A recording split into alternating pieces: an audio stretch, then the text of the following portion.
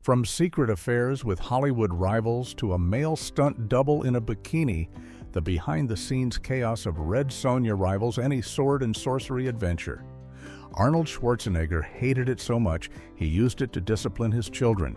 The screenwriters' careers imploded, and the star married her co-star's biggest rival just months after filming wrapped. Here are 15 weird facts you didn't know about Red Sonja. Fact 1. Arnold's ultimate parenting punishment tool. Arnold Schwarzenegger has never been shy about admitting when he's made a bad movie. But Red Sonja holds a special place in his heart as the absolute worst film of his entire career. Over the years, the action star has repeatedly called it his biggest cinematic mistake, ranking it below even some of his early bodybuilding documentaries and low-budget films from the 1970s. But what makes this admission truly memorable is how Arnold transformed his embarrassment about Red Sonja into what he claims is the most effective parenting tool he's ever used. According to Schwarzenegger, whenever his children misbehaved or stepped out of line, he had a punishment ready that was far more terrifying than any timeout or grounding. He would threaten them by saying that if they didn't straighten up, they would be forced to sit down and watch Red Sonja 10 times in a row with no breaks allowed. The threat alone was apparently so effective that Arnold has joked in multiple interviews that his kids never actually gave him any serious problems growing up, suggesting that the mere possibility of having to endure his sword and sorcery disaster on repeat was enough to keep them in line. The joke has become one of Arnold's favorite self-deprecating stories to tell during interviews and public appearances, and he's shared it numerous times over the past few decades. It's a rare moment of humility from an action hero known for his confidence, and it shows that even the biggest Hollywood stars aren't immune to career missteps. What's particularly funny is that Arnold's punishment never actually had to be enforced, meaning his children were spared the experience that he himself described as nearly unwatchable, proving that sometimes the threat of consequences is more powerful than the consequences themselves. Fact 2. Maria Shriver's brutal prediction movie premieres are usually filled with nervous excitement, champagne toasts, and hopeful anticipation about how audiences and critics will react to months or years of hard work. But the premiere of Red Sonja in 1985 was memorable for a very different reason, and it had nothing to do with what was happening on screen. Arnold Schwarzenegger arrived at the screening with his longtime girlfriend, Maria Shriver, who was already an established journalist and member of the famous Kennedy family. As the lights came up after the screening ended, Arnold likely expected some supportive words or at least polite encouragement from the woman he loved. But instead, Maria delivered one of the most brutally honest reviews any actor has ever received from their significant other. According to Arnold's own recollection of that evening, Maria turned to him and said without hesitation, "If this doesn't kill your career, nothing will." The comment was so direct and devastating that it's become legendary in Hollywood circles as one of the most savage opening night reviews ever delivered. What makes the moment even more remarkable is that Maria wasn't wrong in her assessment. Red Sonja was universally panned by critics, bombed at the box office, and remains one of the lowest-rated films of Schwarzenegger's career even decades later.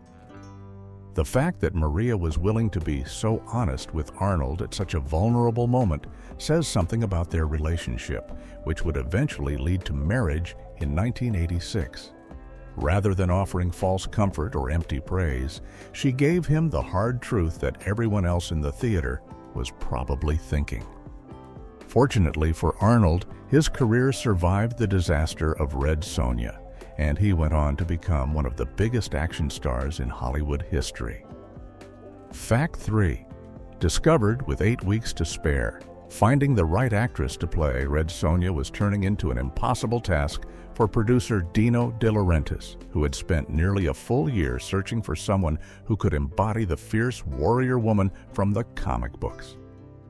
The role required someone who was not only tall and physically imposing, but also capable of handling the demanding action sequences and carrying a major motion picture as the lead. De Laurentiis had looked at countless actresses, held numerous auditions, and searched across multiple continents. Oh, Tizan. But nobody seemed right for the part. Time was running out, and the production was scheduled to begin filming in just a matter of weeks. Then, with only 8 weeks remaining before cameras were set to roll, De Laurentiis happened to be flipping through a fashion magazine when he saw a photograph that stopped him cold. The image showed a striking, statuesque model with sharp features and an Amazonian presence that seemed to leap off the page. The model was Brigitte Nielsen, a Danish actress and model who was relatively unknown in Hollywood at the time. De Laurentiis immediately recognized that he had found his Red Sonja, and he moved quickly to contact her and bring her in for a meeting. What followed was a whirlwind 8 weeks of preparation, as Nielsen had to be fitted for costumes, trained in sword fighting and stunt work, and prepared to carry a major Hollywood production on her shoulders with almost no time to spare. The fact that such a crucial casting decision was made so close to the start of production shows just how desperate the search had become. And it also meant that Nielsen had very little time to prepare for what would become her first major film role in American cinema. Fact 4. The male stunt double. In Sonja's costume movie, audiences expect to see stunt doubles during dangerous action sequences. But what they probably don't expect is for the lead actress in a bikini-clad fantasy adventure to have a male stunt performer filling in for her during the most intense moments. Yet that's exactly what happened during the production of Red Sonja. And the reason behind this unusual casting choice is actually quite practical when you understand the physical requirements of the role. Brigitte Nielsen's primary stunt double throughout the film was a man who happened to be one of Italy's top competitive athletes at the time. The decision to use a male performer wasn't made carelessly or as some kind of joke. Instead, it came down to finding someone whose body type and physical capabilities matched what the role demanded. This particular athlete had an unusually slim and elongated physique that was remarkably similar to Nielsen's own tall and lean frame, making him the perfect physical match for the demanding stunt work required throughout the film. What made the arrangement even more remarkable was just how convincing the illusion turned out to be on camera. Once the stunt performer put on Red Sonja's iconic costume and had the character's distinctive red wig placed on his head, he looked so much like Brigitte Nielsen that it was nearly impossible to tell the difference during action sequences. The costume design, combined with careful camera work and the stunt double's similar build, created a seamless visual effect that allowed for more dangerous and complex action scenes than would have been possible with Nielsen performing everything herself.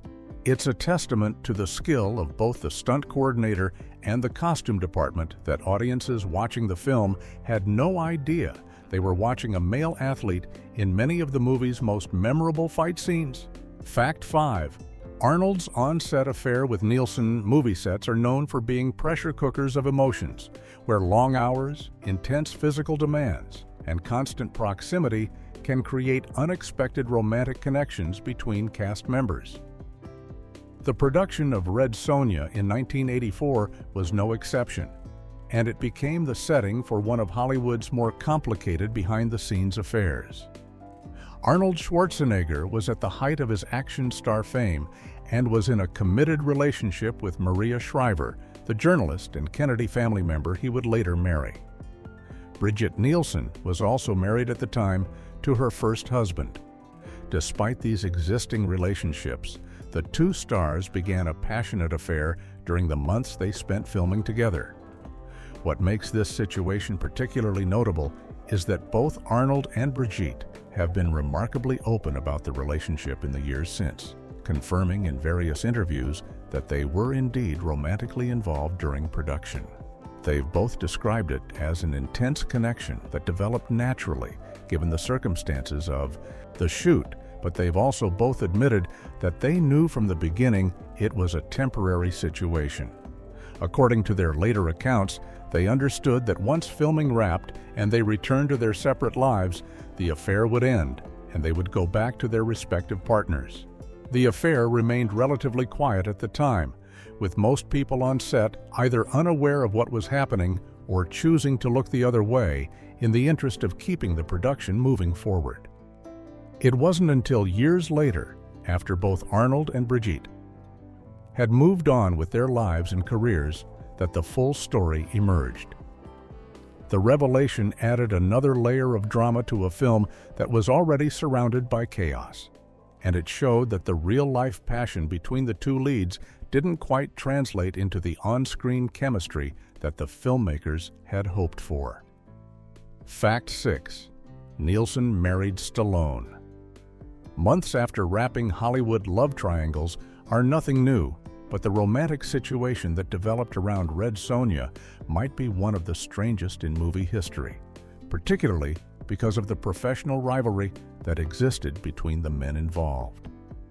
After filming wrapped on Red Sonja in late 1984, Brigitte Nielsen's relationship with Arnold Schwarzenegger came to its expected end, and both returned to their separate lives.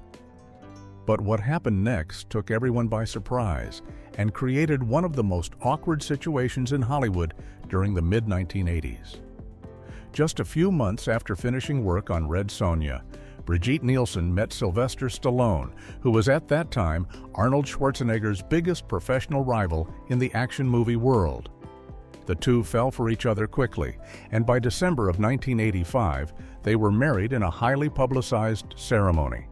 The marriage created an incredibly uncomfortable situation, given that Nielsen had just spent months filming an action movie with Stallone's main competitor and had been romantically involved with him during that time. The awkwardness of the situation wasn't lost on anyone in Hollywood, and it became a source of gossip and speculation throughout the industry. Arnold was now married to Maria Shriver, having wed her in April of 1986, which meant that within the span of less than 2 years, Nielsen had gone from being Arnold's secret affair to becoming the wife of his biggest rival. The situation added fuel to the already intense competition between Schwarzenegger and Stallone, who were constantly compared to each other and competed for the same action movie roles throughout the decade.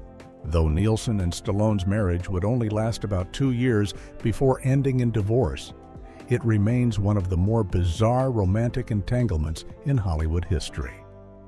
Fact 7. Arnold's cameo became co-lead role. Arnold Schwarzenegger thought he was doing producer Dino De Laurentiis a simple favor when he agreed to make a brief appearance in Red Sonja.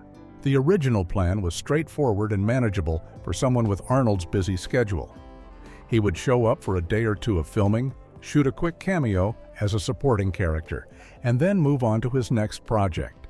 It was the kind of professional courtesy that happens all the time in Hollywood, especially when you've worked successfully with a producer before, as Arnold had done with De Laurentiis on Conan the Barbarian. But when Arnold arrived on set and began working through his scenes, he quickly realized that something had changed from what he'd originally been told. Instead of wrapping his part in 1 or 2 days, Arnold found himself on set for an entire week, then 2 weeks, and eventually nearly 4 full weeks of production. The role that was supposed to be a brief cameo had somehow expanded into what was essentially a co-starring role, with his character appearing throughout the film rather than in just 1 or 2 scenes. The expansion of Arnold's role was achieved through some creative filmmaking techniques that the production employed during shooting. The crew used multiple cameras to capture scenes from different angles, allowing them to create the illusion of Arnold's character being more central to the story than originally planned. They also used crafty camera angles and editing tricks to make his presence feel larger and more important throughout the film. By the time Arnold realized the full scope of what was happening, he was already deeply committed to the production and couldn't easily back out without causing major problems. It's unclear whether this expansion was always the secret plan or if it developed during production, but either way, Arnold's small favor turned into a much bigger commitment than he ever anticipated. Fact 8. Released against Back to the Future. The movie business is often about timing, and releasing a film on the wrong date can mean the difference between success and failure at the box office. Red Sonja was given a release date of July 3, 1985, which seemed like a reasonable choice for a summer action movie aimed at audiences looking for adventure and spectacle. The date fell during the busy 4th of July holiday weekend, traditionally one of the biggest movie-going periods of the year. On paper, everything looked promising for a decent theatrical run, but there was one massive problem that nobody on the Red Sonja team seemed to properly account for. That same day, July 3, 1985, another movie was also being released into theaters across America. That film was Back to the Future, the time-traveling comedy directed by Robert Zemeckis and starring Michael J. Fox and Christopher Lloyd. Back to the Future wasn't just another summer movie competing for audiences, it became an instant cultural phenomenon that dominated the box office and captured the imagination of moviegoers everywhere. The film's combination of clever writing, memorable characters, and groundbreaking visual effects made it the must-see movie of the summer, leaving very little oxygen in the marketplace for anything else. The result was catastrophic for Red Sonja. The film earned only $6.9 million during its entire theatrical run against a production budget of $17.9 million, making it one of the biggest financial failures of the year. While multiple factors contributed to Red Sonja's poor performance, including negative reviews and word of mouth, the decision to release it on the exact same day as Back to the Future essentially sealed its fate before it even had a chance to find an audience. It's become a case study in Hollywood about the importance of strategic release date planning. Fact 9. The screenwriter's career killer movie failure. Failures can damage careers, but they rarely destroy them completely, especially for established professionals with long track records of success. However, the spectacular failure of Red Sonja proved to be a genuine career killer for the two screenwriters who adapted the story for the screen. And the aftermath shows just how unforgiving Hollywood can be when a high-profile project goes wrong. George MacDonald Fraser and Clive Exton were the writers responsible for turning the Red Sonja comic book character into a feature film screenplay. Both men came to the project with impressive credentials and successful careers behind them. Fraser was particularly well regarded as a historical novelist and screenwriter who had written several acclaimed films, while Exton had built a solid reputation working in both British television and film. They were hired specifically because of their experience and proven abilities, which made what happened after Red Sonja's release all the more shocking. The film's critical and commercial failure was so complete and so widely publicized that it effectively ended both men's careers in cinema. George MacDonald Fraser wrote only one more feature film script after Red Sonja before essentially retiring from screenwriting altogether. Clive Exton's situation was even more dramatic. He never worked on another theatrical film again after Red Sonja, instead returning permanently to British television where he had started his career decades earlier. For Exton, the failure represented a complete exit from the film industry that he never managed to recover from. The fact that two experienced, talented writers saw their film careers essentially eliminated by a single movie failure demonstrates just how harsh the consequences can be in Hollywood when a big-budget project goes wrong. While both men continued working in other areas of entertainment, the door to feature filmmaking was permanently closed for them after Red Sonja. Fact 10. Roy Thomas and Barry Windsor Smith went uncredited. The world of comic book adaptations is complicated, and the question of who deserves credit when a character moves from the page to the screen has caused countless disputes over the decades. Red Sonja's journey to the big screen in 1985 created one of the more glaring examples of creators being left out of the credits for their own work, and it's a situation that still bothers comic book fans and industry professionals today. Roy Thomas and Barry Windsor Smith created the Red Sonja character in 1973 for Marvel Comics, introducing her in the pages of Conan the Barbarian number 23. Thomas wrote the character while Windsor Smith provided the distinctive visual design that made Red Sonja instantly recognizable with her chainmail bikini and flowing red hair. Together, they transformed a minor character from a Robert E. Howard short story into a fully realized comic book hero with her own personality, backstory, and visual identity. The version of Red Sonja that appeared in their comics was substantially different from and far more developed than anything Howard had written. Despite creating the modern version of the character that the film was based on, neither Roy Thomas nor Barry Windsor Smith received any credit in the Red Sonja movie. Instead, the film's credits only acknowledged Robert E. Howard, the pulp fiction writer who had created a completely different character with a similar name decades earlier in the 1934 story, The Shadow of the Vulture. The decision to credit only Howard while ignoring the actual creators of the comic book version represents a significant oversight that has been criticized by comic book historians and fans ever since. It's particularly frustrating because the film drew heavily from the Marvel Comics interpretation rather than Howard's original story, making the lack of credit for Thomas and Windsor Smith even more egregious. Fact 7. The film changed titles in Europe. International movie distribution often requires changes to titles, posters, and marketing materials to appeal to different audiences around the world. But the decisions made for Red Sonja's European release were particularly unusual because they fundamentally changed what the movie was supposed to be about.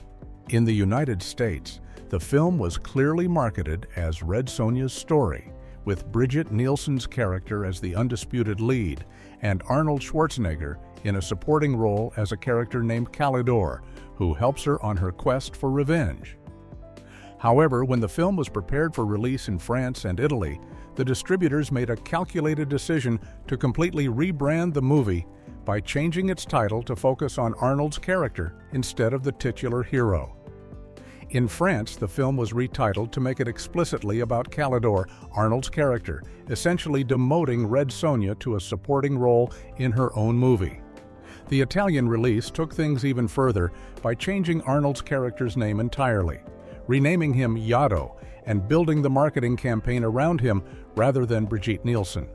These changes were accompanied by new poster designs that featured Arnold Schwarzenegger much more prominently than the American marketing materials had, often placing him in the center of the image while pushing Nielsen to the side or making her smaller in the composition. The rebranding reflected the harsh reality that Arnold was the bigger star with more international name recognition, especially in European markets where his previous films had performed well. The distributors clearly believed that French and Italian audiences would be more likely to buy tickets to see an Arnold Schwarzenegger movie than a Brigitte Nielsen movie, even if it meant completely misrepresenting what the film was actually about and who its main character was supposed to be. Fact 12. Originally supposed to be an animated film. The version of Red Sonja that eventually appeared in theaters in 1985 was a live-action sword-and-sorcery adventure, but the project could have looked completely different if the original plans had moved forward as intended. When Red Sonja was first announced as a film project in 1983, it was being developed as an animated feature rather than a live-action production, which would have resulted in a completely different visual style and approach to storytelling.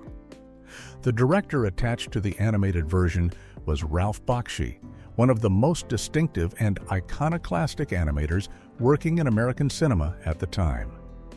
Bakshi had made his reputation by creating animated films for adult audiences rather than children, with projects like Fritz the Cat, Heavy Traffic, and his controversial 1978 animated adaptation of The Lord of the Rings.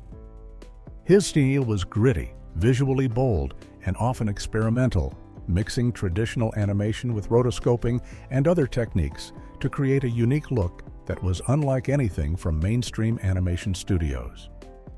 He had also directed Wizards, a fantasy adventure that showed he could handle sword and sorcery material with a distinctive visual approach. But sometime in 1984, about a year after the animated version was announced, the project underwent a major transformation. Ralph Bakshi was replaced as director by Richard Fleischer, a veteran filmmaker known for big-budget live-action spectacles like 20,000 Leagues Under the Sea and Soylent Green. The switch from animation to live action represented a fundamental change in the project's vision and approach. While it's unclear exactly why the animated version was abandoned, the decision to go with live action likely came down to financial considerations and the belief that a live-action film starring recognizable actors would have better commercial prospects than an animated feature aimed at adults. Fact 13. Sandahl Bergman rejected the lead for villain. Casting decisions can dramatically alter the final shape of a film, and Red Sonja features one of the more interesting examples of an actress choosing to play against type in a way that changed the entire dynamic of the production. Sandahl Bergman had already established herself in the sword and sorcery genre with her memorable performance in Conan the Barbarian, where she played Valeria, a fierce warrior and love interest to Arnold Schwarzenegger's character. Her performance in that film had been widely praised, and she had proven she could handle the physical demands of action sequences while also bringing emotional depth to her character. Given her success in Conan and her established chemistry with Schwarzenegger, it seemed natural that Sandahl Bergman would be offered the lead role of Red Sonja when the project moved into development. The character of Red Sonja shared many similarities with Valeria, both being strong, skilled warriors who could hold their own in combat. Bergman seemed like an obvious choice to step into the role, and the producers did indeed approach her with an offer to play the title character. But Bergman made a surprising decision that caught many people off guard. She turned down the opportunity to play the hero and instead asked to be cast as Queen Gedren, the film's primary villain. The role of Gedren was completely different from what Bergman had done before. Instead of being a sympathetic warrior, Gedren was a power-hungry, cruel tyrant who served as the story's antagonist. Bergman's choice to play the villain rather than the hero showed her interest in exploring different types of characters and avoiding being typecast as the warrior woman love interest. Her performance as Gedren ended up being one of the more memorable aspects of the film, as she brought a theatrical intensity to the role that made her a genuinely threatening presence. Fact 14. Arnold only did his own stunts. One of the selling points for action movies in the 1980s was the promise of spectacular stunts and death-defying physical feats. But audiences often don't realize how much of what they're seeing is actually performed by professional stunt doubles rather than the actors themselves. Red Sonja was marketed as a major action spectacle filled with sword fights, dangerous falls, and intense physical combat. But despite all that action on screen, Arnold Schwarzenegger was remarkably the only principal cast member who performed all of his own stunts throughout the production without relying on a double for the dangerous work. While Brigitte Nielsen had her male Italian stunt double handling many of her action sequences and other cast members used stunt performers for their physically demanding scenes, Arnold insisted on doing everything himself despite the risks involved. This was consistent with his approach to action filmmaking throughout his career, as he prided himself on his physical capabilities and believed that audiences could tell the difference between genuine physical performance and stunt work. His background as a championship bodybuilder gave him confidence in his ability to handle the demanding physical requirements of the role. But even Arnold wasn't immune to mishaps and embarrassing moments during filming. One particularly memorable blooper occurred during a scene where Arnold was supposed to dramatically leap onto a horse in a show of heroic athleticism. The moment was meant to look smooth and impressive, demonstrating his character's physical prowess and natural command of the situation. However, as the cameras rolled and Arnold launched himself toward the animal, the horse decided it had other plans and simply walked away at the exact wrong moment. The result was Arnold sprawling face first in the dust while the horse wandered off, completely destroying the intended dramatic effect, and creating an outtake that the cast and crew apparently found hilarious. Fact 15. Varna's dead body kept blinking. Continuity errors and visible mistakes are an inevitable part of filmmaking, but some goofs are more noticeable and distracting than others, especially when they involve something as fundamental as whether a character is actually dead or just pretending. Red Sonja contains one such mistake that has been spotted by eagle-eyed viewers over the years, and once you know it's there, it becomes impossible not to notice every time you watch the scene. The character of Varna, played by Swedish actress Janet Ogren, has a dramatic death scene partway through the film where she is shot with an arrow and dies from her wounds. It's meant to be an emotional moment that provides motivation for other characters and moves the plot forward. After Varna dies, the camera cuts away to show other characters reacting to her death, then cuts back to show her lifeless body lying on the ground. The scene should be straightforward and effective, but there's one very obvious problem that somehow made it through filming and editing all the way to the final cut of the movie. When the camera returns to show Varna's supposedly dead body, viewers can clearly see that actress Janet Ogren is still very much alive and struggling to maintain the appearance of death. Her eyelashes are visibly fluttering as she continues to blink, unable to keep her eyes completely still for the duration of the shot.